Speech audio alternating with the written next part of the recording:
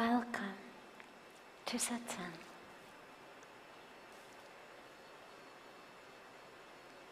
So beautiful to be together on this rainy night. I always say it's such a blessing because we've got Ganga flowing in front of us. But then when it rains, it's Akash Ganga. It's Ganga flowing from the sky onto us. So we get Ganga from every way. Ganga in front of us, Ganga from on top of us, Ganga from all around us. So it's a double blessing. Starting satsang this evening, this is a question that's come from actually someone here. Who I took from you. Wonderful.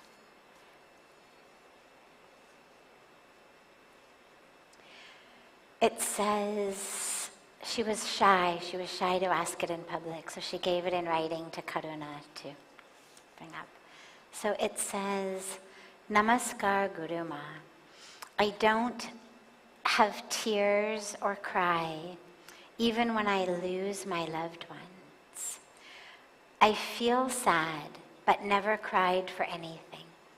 I feel myself very odd and abnormal. Internally, I am not attached to anything, including my kids and my husband. I just do everything as it is my responsibility. Big conflict in my mind and searching for the answer. Why such behavior? Please help. From Suma.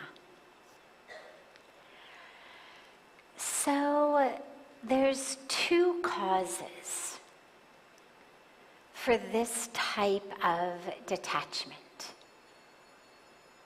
And only you will know what the cause is. One cause is a very beautiful, spiritually evolved way of living. Yeto lakshay. This is the goal we are giving. If you read the Bhagavad Gita, if you read our scriptures, the teachings we are given are do your duty, be there fully, completely, sincerely, and yet do not be attached. Be the mother, be the wife, be the person in your career, whether you're the CEO or the window washer or anything in between. Be there fully, play the role fully, but don't be attached. It's like if you're an actor and you're given a script for your role. And as you're reading the script, you realize that your role gets mugged or somebody steals something from her. You're not going to say, oh my God, no. You're not going to go back to the screenwriter and say, no, please don't have somebody steal my favorite thing in the show. Because you're just the actor. You don't have any actual attachment to it. You'll do a good job of pretending. But the fact that you're playing the role of someone who got her favorite statue stolen or her favorite pair of shoes stolen, or even that you're playing the role of someone whose loved one died, you're not going to be personally impacted by that. You'll do a good job playing it. But you understand, I'm the actor, it's just a role. The screenwriter wrote it, it's just my script. That's, in a way, how we are meant to live these lives. Not like we're playing, not like we're pretending. So it's not exactly like acting. So it's not about pretending. It's about doing it fully. Because we've been given these human lives. We are meant to live them fully, every bit of it. And yet, not to get attached. Because the nature of nature is change. And if the nature of nature is change, then the more attached we are to things not changing, the more miserable we'll be. The more attached I am to having the physique that I had when I was 21, or the skin that I had when I was 21, or this that I had, or that, the more miserable you'll be. If you're attached to looking like someone in their 20s or 30s, you're just setting yourself up for misery, because the only way you're not going to get old and wrinkly and gray is if you die young. That's the only actual anti-aging thing that works, is you die young. Which obviously nobody wants to do. That's not a good solution. If you don't die young, you can be sure you're going to get old. Now, obviously, we want to get old as healthily as we can. I'm not saying let it go. But your body will change. Every bit of it. What it can do, what it looks like, what it feels like. Similarly, your loved ones. They will change, they will grow. You will lose them, or they will lose you. There's only two ways it happens. Either you die first, and they lose you, or they die first and you lose them. It's the only possibility. Or you die together. But this idea that somehow I'm going to hold on to this forever is just setting ourselves up for misery. So this is where we are taught, have vairagya, have detachment, have this powerful way of not being attached. Be there, love it fully, but don't be attached. So one reason that you may be feeling this level of detachment is that you've done lifetimes and lifetimes of sadhana, lifetimes of meditation that have given you this experience in this lifetime from the beginning without having to really work too much for it, of being detached. If that's the reason, it's beautiful. However,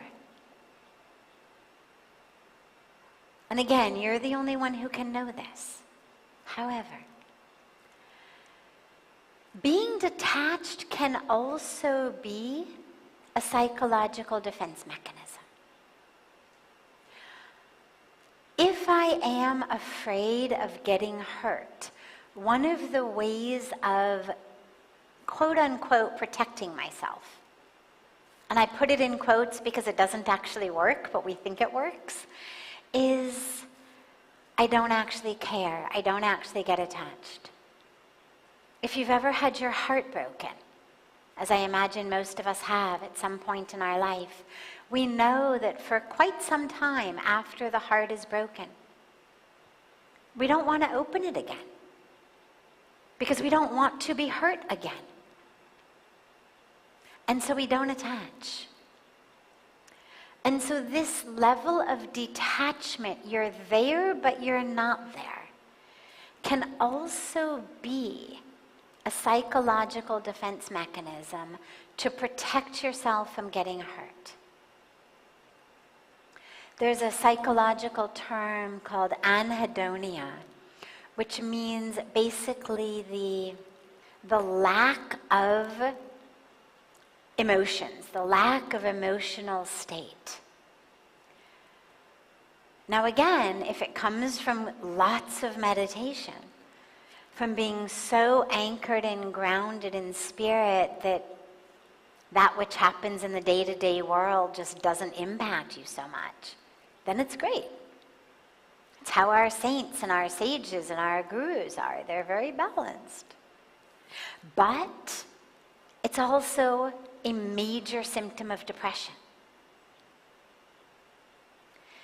So you've got to check in with yourself and be really honest with yourself of, am I running from something? Am I afraid of something? Am I disconnected? Because you don't want to be disconnected. Vairagya is not disconnection.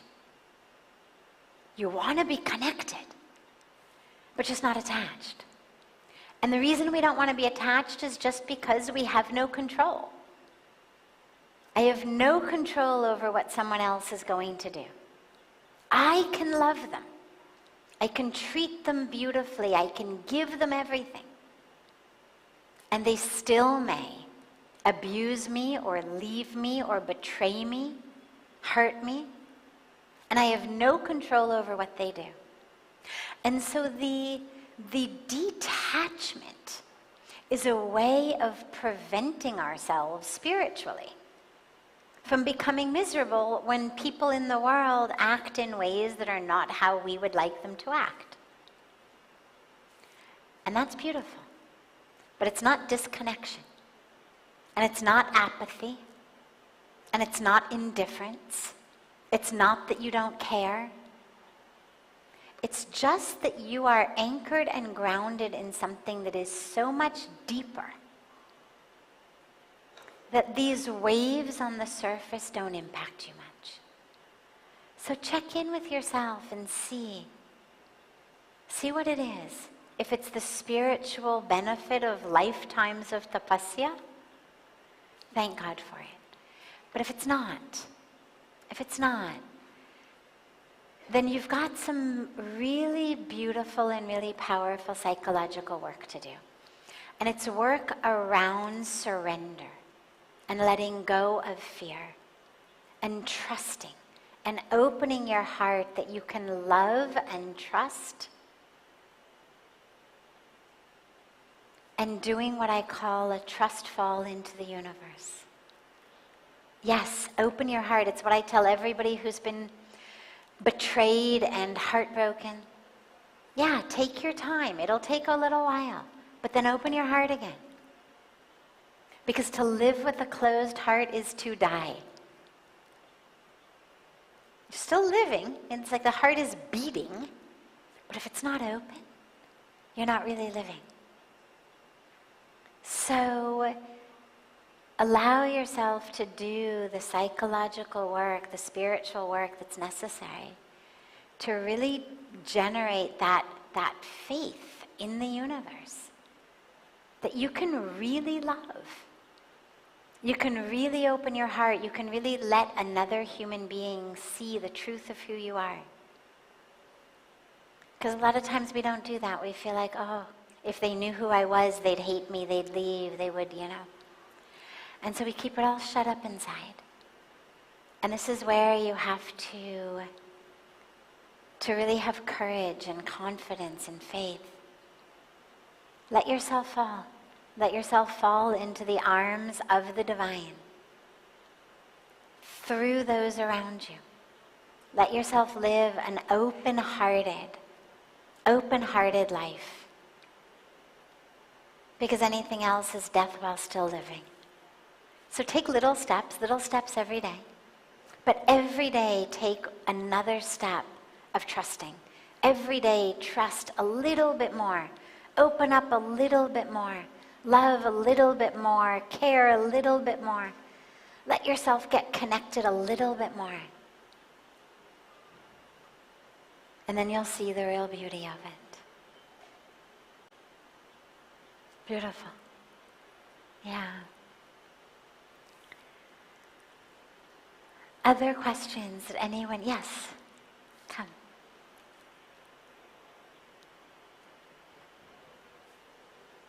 Thank you. There was a man here yesterday, Gurpreet Singh, and he didn't get to ask a question, and I told him I would ask for him. Oh, great. He said, I am Sikh. How do I perfect myself in my religion? Ah, wonderful. So, whatever your religion is, The gentleman who asked this question is from Sikh Dharma. But whatever religion you're from, or whether you don't subscribe to a religion, the way to perfect yourself is to recognize the inherent perfection of yourself and to open yourself to that. If you look at all of that makes us imperfect, it all is rooted in ignorance. So you look at, for example, our anger, our greed, our lust, our ignorance, all of these things that are sins and wrong things that we're told, you're bad if you have this. First of all, you're not bad if you have anything. It's all part of the package of human life. But those sorts of emotional states tend to cause us to act in ways that later cause suffering. They tend to narrow our vision so that we objectify ourselves and others, and that's ignorance. So we need to break free from them, not because they're bad and wrong, but just because they are not the highest truth. So the best way to live your perfect self is to free yourself from all of that which is rooted in ignorance and pulls you out of perfection. So the anger and the greed and the jealousy and the hatred and the competition and the discrimination, all of these things have a common foundation. And the common foundation is, I identify as my physical body, and I identify as my story here on earth. My career, my relationships, my bank account, my history, my color, my race, my religion, all of that. I identify as that.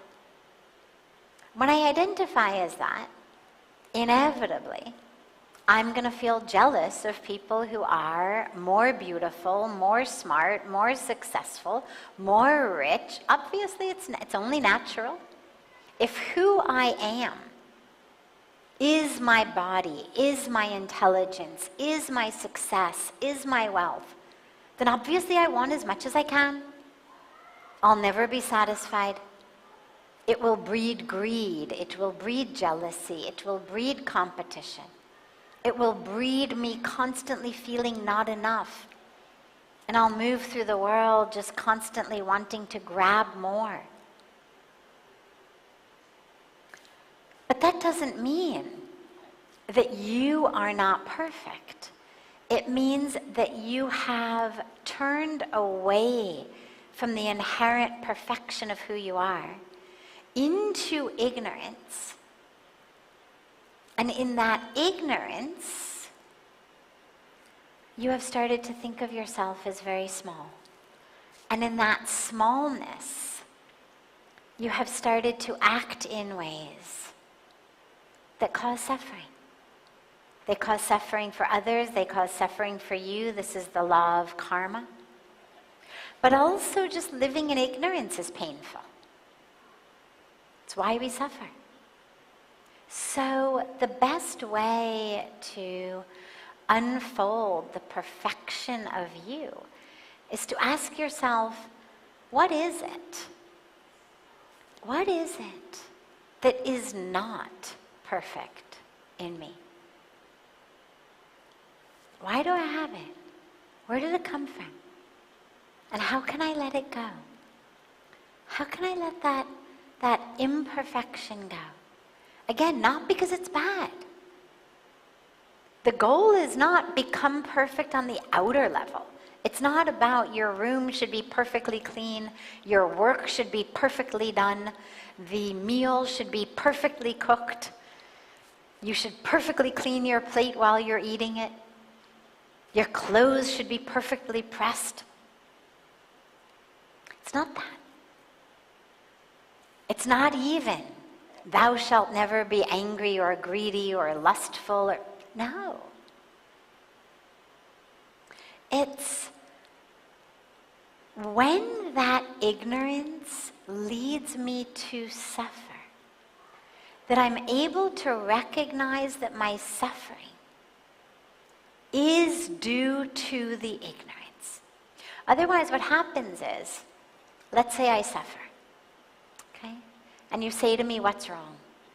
I say, oh my God, it's because this person is like that, and that person is like this, and I never get to do that, and this is unfair, and I'll never be like that.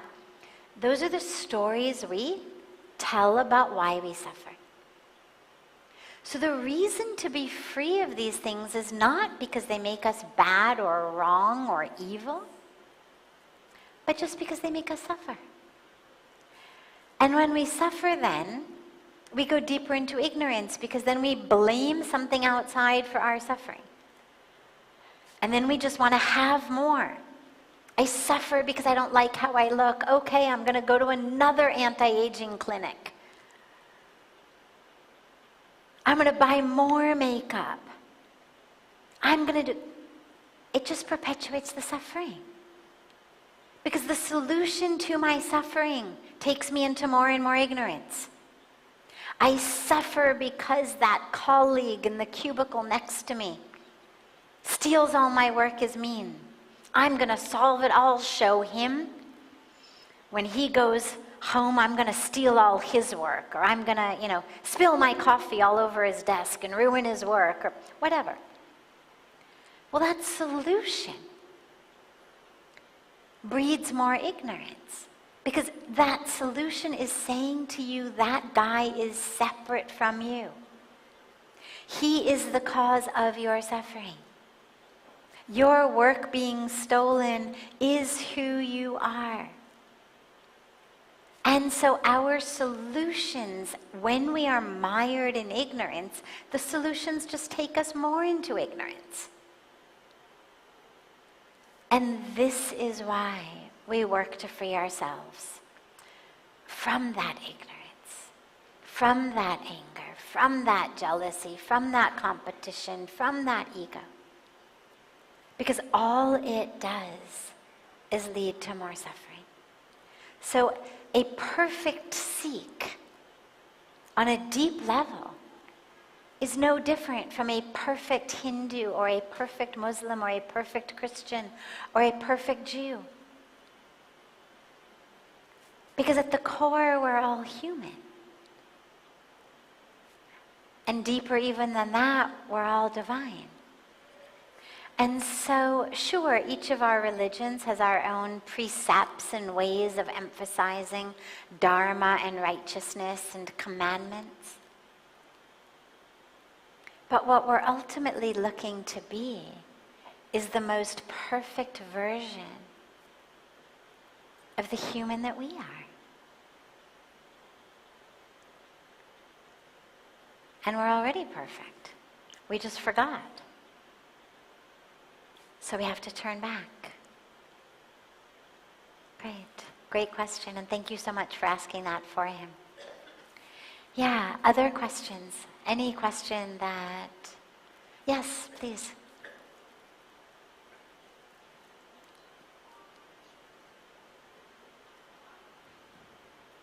I was wondering if you had some advice for someone early on the spiritual journey.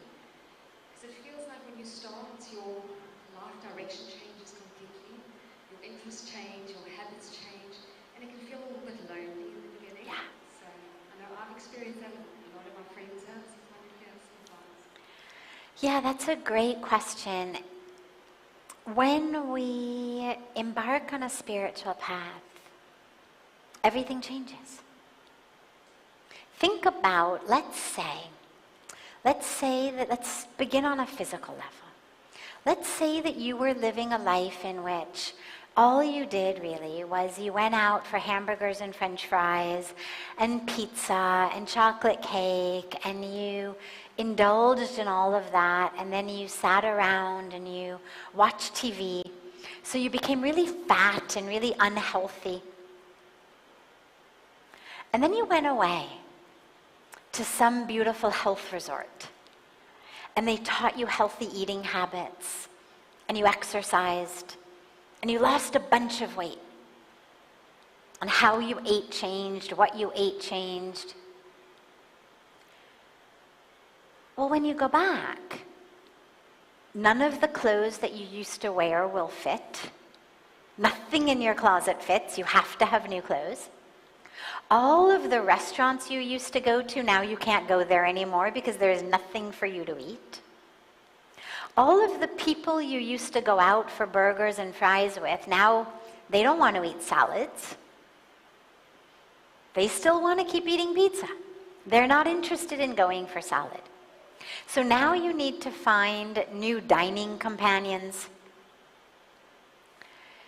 The grocery stores that you used to shop in were ones that had, the cheapest frozen pizzas. Now you want good organic vegetables. You want fresh things that you can buy and make that are healthy. You need a new grocery store. So everything is changed. But you wouldn't feel badly about it. You would understand, and the people at the health resort would hopefully help you as you were getting ready to go home.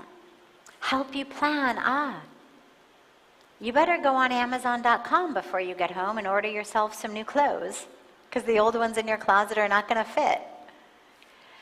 You better figure out, go on Google, figure out where are the health food stores near you, where's the good healthy restaurants you can eat at, where can you get a good organic salad. Same way, when the change is spiritual, it's somewhat more subtle, but it's the same thing. The places you used to go, the things you used to do, the people you used to do them with, suddenly they don't fit anymore. But when you come home from the health place, everybody says, wow, you look great. There's a lot of external validation. So there's not so much internal conflict. You feel great buying new clothes. You feel great throwing away all of your fat clothes. But when it's a spiritual shift, there can be some external pushback. What's happened to you? Why you changed? Now you think you're better than we are? Come on, let's do what we used to do. Who do you think you are now? And there can be some negative pushback to it. Don't let that bother you. Just think about it like people who want to keep eating burgers and fries and pizzas, and every time you eat a salad, it makes them feel guilty. They don't want to face the choices they're making, so it's easier for them to try to convince you to have a cheeseburger than for them to actually change their own habits. Same thing spiritually. When you embark on a spiritual path, it can rub people the wrong way. Because if people were used to hanging out with you on just a much more superficial level, movies and parties and bars and food and drinks, and now suddenly you're saying, God, I'd like to go deeper. I don't want to go there. I want to go to the temple. I want to sing kirtan. I want to meditate. I want to go do yoga. They're going to say, what's happened to you? You're no fun anymore. And they're going to try to make you feel bad so that they don't have to examine their lives. And in the same way that outgrowing the clothes that fit you when you were 300 pounds, you're going to outgrow some relationships. Some of them will survive. Some of your friends will be good enough friendships that even if they don't understand, they're going to respect. They're going to stay connected. They're going to be interested. They'll be curious. They'll want to learn.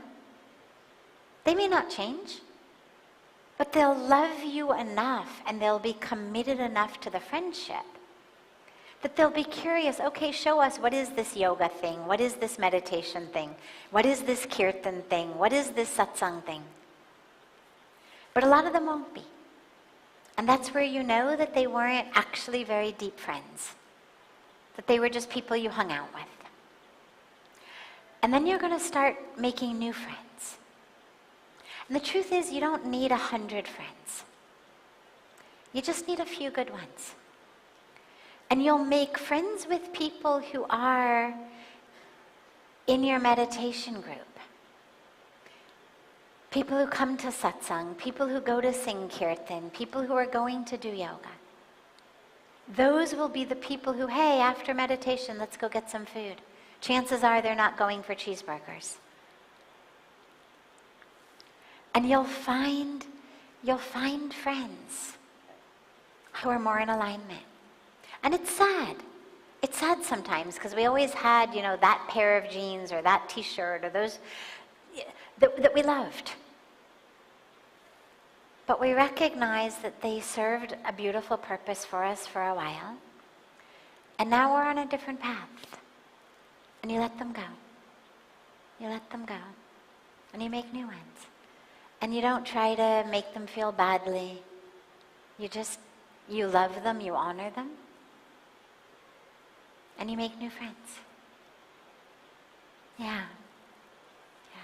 Beautiful. Any other questions? Yes.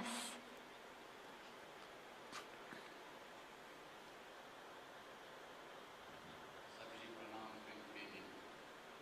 Sadhviji, internet has become a necessity for almost everyone. And for many it is a boon, and for many it is a curse. Yes. I've been observing a lot in one of the generations which I could see are highly glued to internet, social media, reels, are the ones who are elder to us.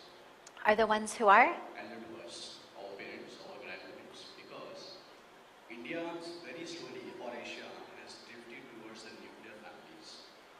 For the good avenues, the kids have moved out of their homes. And I could see, I could relate that whenever they get time, they are on a mobile device.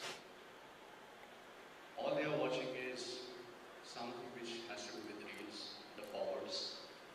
And you really wonder, they are the ones who has raised us Yes. to a level wherein we have, and they are the ones who actually taught us both towards the spirituality as well as for our gadgets.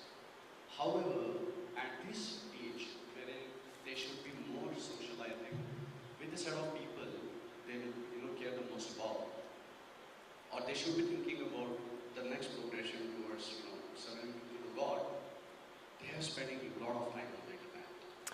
Very interesting. Typically the question is the exact opposite. Typically it's how do we get our kids off their mobiles?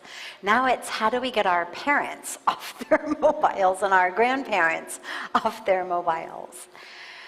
So, first of all,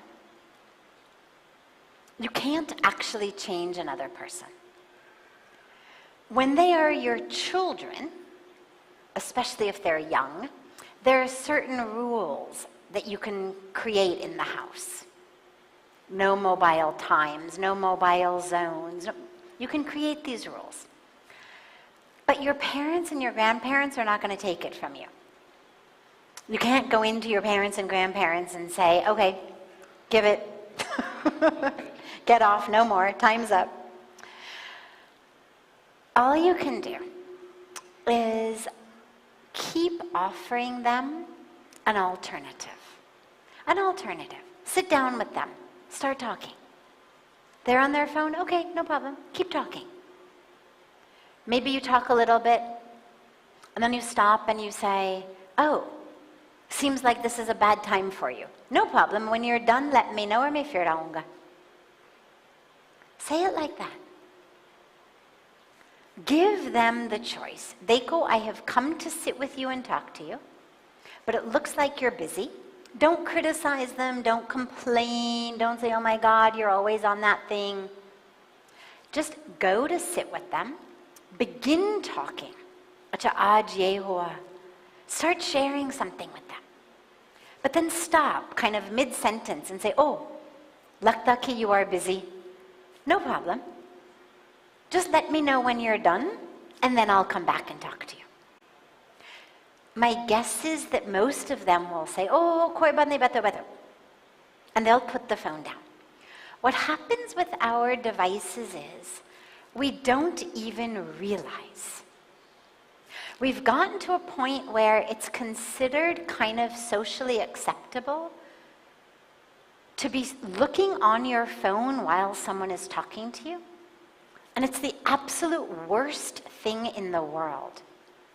If we had to make like a global rule, I would say never, ever be on your phone while someone is talking to you.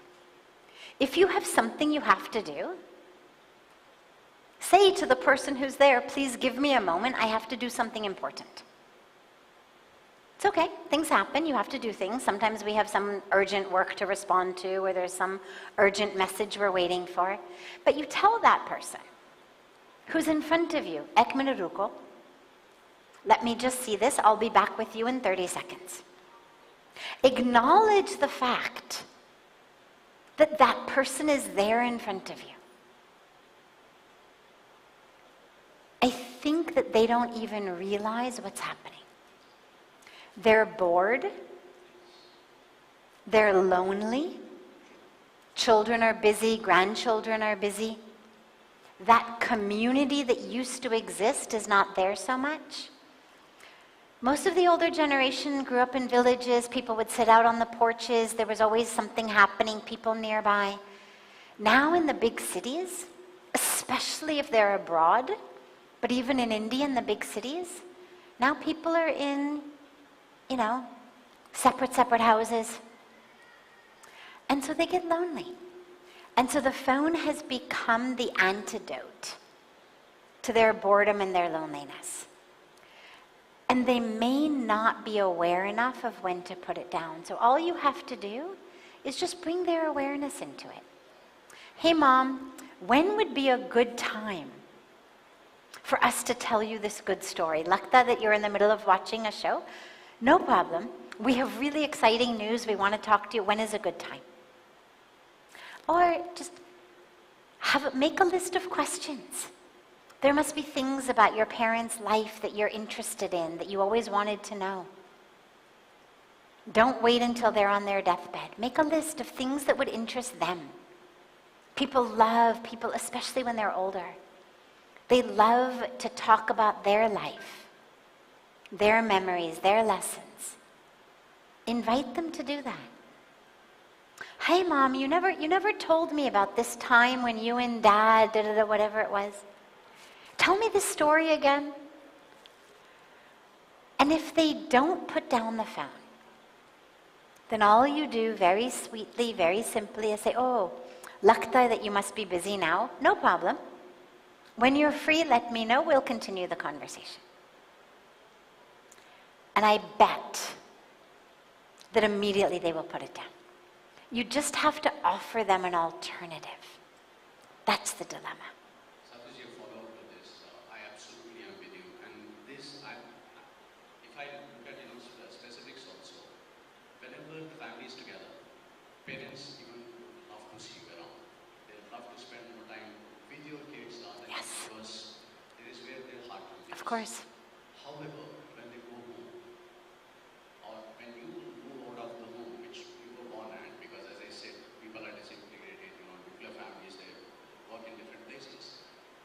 As you rightly said, loneliness and then probably ample time, and then this device is very handy. And subconsciously they don't realize. And this in later, part of their lives may create disorders in their neurological behavior or their neurons because constantly they're switching screens. Yeah. And then Alzheimer's and maybe in future some other diseases may crop up in a bigger way, wherein they find it difficult to connect because they were distracted at a very, very later age, which they were not used to. Any message which you want to give it very certainly to the larger audience who is watching you closely, that they should be aware of Yes. how to spend it. Yeah. So I am not aware of any neurological scientific studies showing the use of mobiles causing dementia or Alzheimer's or cognitive decline. If those exist, I would be fascinated. So if anybody has those articles or has that research, please send it to me. I would be really interested. I'm not aware of that. I know that it has a very bad impact on the developing brains of youth, but not in a dementia, Alzheimer's sort of way, but in other ways. Now, that doesn't mean it's not true. It just means that I haven't seen any research about that. But I would be more concerned about them kind of checking out of life. So maybe what you can do is you can set, instead of saying to them specifically, set up a family rule. At the dinner table, in the dining room, no phones. Not you, not your kids, not them. And I bet they will go along with it. I bet they will. And if you announce it like, hey, okay, we have a new rule, we need more family time, no phones in the dining room. Don't make your parents think it's about them. They'll assume it's for your kids. But everybody has to partake. You have to leave your phone. And slowly, slowly start bringing more of these niyams into the house. Not because you tell them that you think they have a problem, but you can use your kids as an excuse. I want to get the kids off the mobile, so can you help me? We all have to also stay off our mobiles at the dining table, when we're sitting together in the living room. Start making these mobile-free times and places, not just for them, but in such a way that the entire family is mobile-free. So instead of me time, it should be our time. I'm sorry? Instead of me time, it should be our time. Absolutely. Exactly. Beautiful. Have a wonderful, wonderful rest of your evening, everyone. Beautiful rainy evening. And I look so forward to being together again tomorrow.